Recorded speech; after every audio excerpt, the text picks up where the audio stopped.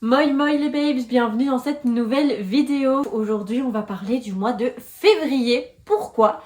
Puisqu'on va se lancer dans le challenge Petit mois, petite lecture que Audrey de la chaîne Le Souffle des mots organise chaque année. En général, je m'y tiens pas bien, mais comme toutes mes piles à lire, je suis assez nulle pour m'y tenir, mais on va essayer quand même. J'ai décidé de sélectionner 8 livres de moins de 250 pages. Ce challenge, globalement, il sert surtout à diminuer sa palle et j'espère que ça va fonctionner parce que je trouve que j'avance quand même dans mon diminuage de palle, j'allais dire, dans ma diminution de palle. Mais voilà, j'ai encore... je regarde derrière vous, mais c'est parce que j'ai ma bibliothèque devant moi. Elle n'est pas remplie au max, contrairement à avant. Donc c'est déjà pas mal, mais bah, elle est quand même remplie, quoi. Tant pis, hein. Et vous allez devoir vous y faire parce que je pense que j'arriverai pas à la tenir hors de mes genoux. Malheureusement, T'as besoin d'affection aujourd'hui, qu'est-ce qui se passe? Lucas est en Australie et du coup elle a moins d'affection que d'habitude puisqu'on est... Aïe, puisque je suis seule et d'habitude on est deux. Surtout que Lucas c'est son humain préféré et donc elle est mes potes colle, mais c'est un truc de fou, mais t'es trop mignonne, mais en fait j'ai le droit de faire des choses et donc je ne sais rien faire sans qu'elle soit là. On va commencer par un livre qui n'est pas très joyeux puisqu'il parle de la Seconde Guerre mondiale et c'est une histoire vraie qui s'est passée en Belgique. C'est Simon l'enfant du 20e convoi, écrit par Simon Gronowski, donc, dont l'histoire est tirée, et François Spirard, qui a été dans la construction de ce livre. Donc ça se passe en 1943 à Bruxelles, et c'est avec le fameux convoi, enfin 20e convoi, qui est pris d'assaut par la résistance. Et grâce à cette attaque de la résistance, il va avoir pas mal de survivants grâce à ça. Parce qu'ils ont réussi à s'échapper. Et Simon Gronowski est un des enfants qui a réussi à s'échapper. Moi personnellement c'est quelqu'un qui est venu témoigner à mon école quand j'étais en secondaire. J'avais trouvé ça tellement touchant et tout et en fait quelques années plus tard, je dirais il y a genre 3 ans, je recherchais un peu pour faire... Enfin à l'époque je travaillais sur des salons du livre à thème. Donc on a abandonné l'idée mais du coup j'étais partie sur un truc historique avec la Seconde Guerre mondiale. Et en fait j'étais retombée et je me suis dit mais c'est celui que je connais et donc voilà. Donc j'avais acheté le livre et j'ai toujours pas lu. Et vu que c'est une histoire belge, enfin une histoire vraie qui se passe en Belgique, je me suis dit que j'allais le lire. Et on est bien en deçà des 250 pages, pardon, puisqu'on a 208 pages. Donc ça va se lire vite et puis c'est un jeunesse, hein. Donc ouais, c'est pas écrit petit et c'est aux éditions Milan. Le deuxième roman est un roman que j'ai depuis aussi 3 ans dans ma palle et c'est une dystopie. C'est Au travers du mensonge de Sarah Mara, édité chez Être vu pour être lu. J'aime plutôt bien cette couverture, je trouve qu'elle est quand même assez jolie. Ça se passe en l'an 3000 et il y a la guerre entre les États-Unis et l'Europe. Et alors les soldats qui sont recrutés pour faire partie des armées, ce sont des adolescents. Donc on va vraiment être basé sur un monde entièrement adolescent. Donc on verra un peu, j'ai un peu aucune idée de ce que ça va donner. Mais c'est pas écrit petit, c'est pas écrit grand par contre, hein, je trouve que c'est écrit assez petit. Et on est à 236 pages. Donc il a failli ne pas passer la sélection. Mais c'est vrai que je me dis, allez, il est peut-être temps de le lire vu que ça fait 3 ans qu'il est dans ma bibliothèque. Le troisième roman est un roman que j'ai envie de lire depuis très longtemps et c'est Mercure d'Amélie Nothomb. Là c'est en livre de poche donc c'est édité chez le livre de poche mais j'imagine que les premiers d'Amélie Nothomb étaient déjà chez Albin Michel. Un de mes livres préférés de quand j'étais petite c'était Antéchrista d'Amélie Nothomb. Et j'ai très envie de lire Mercure depuis très très longtemps puisque c'est un huis clos qui a l'air un peu spécifique puisque c'est une jeune fille qui est enfermée dans une pièce sans miroir, sans fenêtre, rien. Et c'est un vieillard qui s'occupe d'elle. Du coup, Hazel ne doit pas voir son propre reflet. Donc Hazel, c'est la jeune fille. Genre, elle n'a pas le droit de se voir, quoi. Et en fait, c'est Françoise, une infirmière qui va être engagée pour s'occuper et soigner la jeune fille, qui va se rendre compte de la relation un peu étrange entre les deux personnages. C'est un tout petit livre. De toute façon, Amélie Nothomb, c'est toujours des petits livres. Hein, ça se lit assez rapidement. C'est pas du tout écrit petit, regardez. Et donc il y a 189 pages, donc vraiment minuscule. Nous avons ensuite La gueule du loup d'Éric Pessan chez M+, la collection M+, des éditions École des loisirs.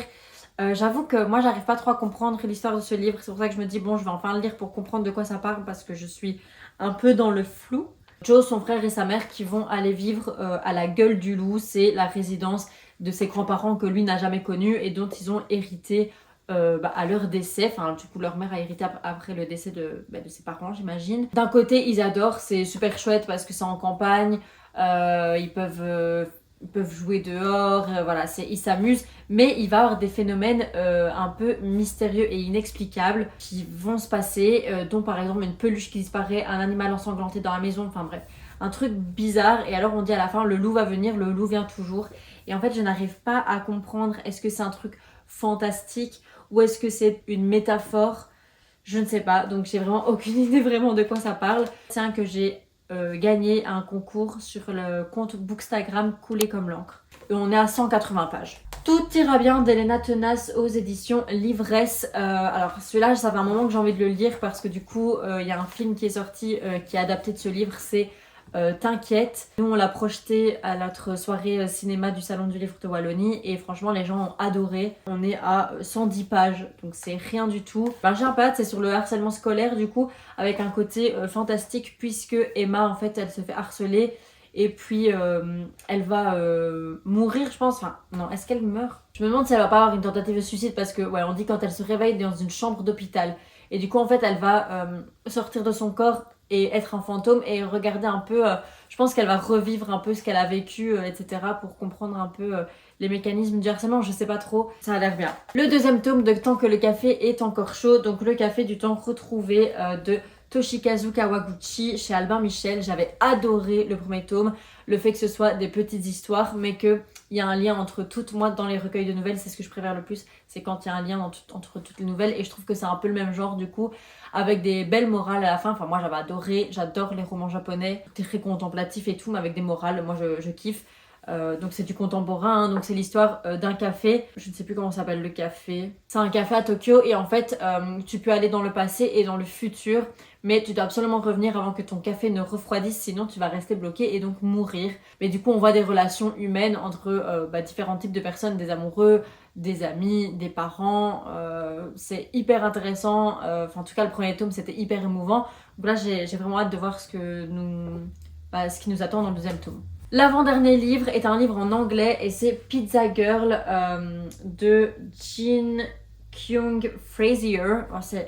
J'avais du mal à lire parce que genre c'est pas mis de façon intuitif. Bref, chez HarperCollins UK.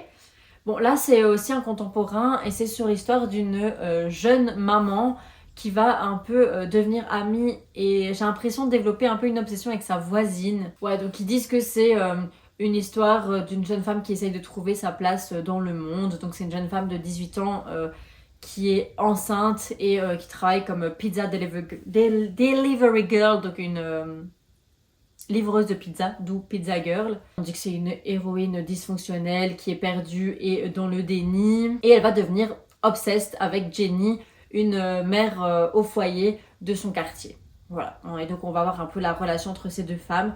Donc je sais pas trop à quoi m'attendre, est-ce que c'est un contemporain, est-ce que c'est un thriller, est-ce que c'est un truc psychologique? Je n'en sais rien. Et il fait 192 pages, donc très court aussi, donc voilà. On est vraiment en dessous des 200 pages, c'est rien du tout, hein.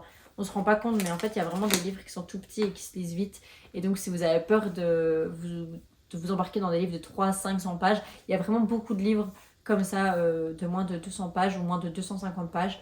Donc si vous voulez vous mettre à la lecture, n'hésitez pas à regarder au moins ça. Après, c'est en anglais, donc c'est écrit plus petit. En général, les livres en anglais, c'est écrit assez petit. Alors moi, ça me fait penser à la chanson de Jonas.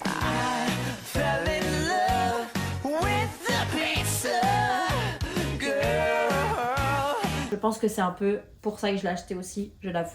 Et le dernier roman pour ce challenge Petit mois, petite lecture, c'est Éclat dormant de Alix I. Harrow au rayon d'imaginaire. Je crois que ça achète. Hein. C'est une réécriture de La Belle au bois dormant, il me semble. Ouais, une réinvention passionnante, subversive et féministe de La Belle au bois dormant.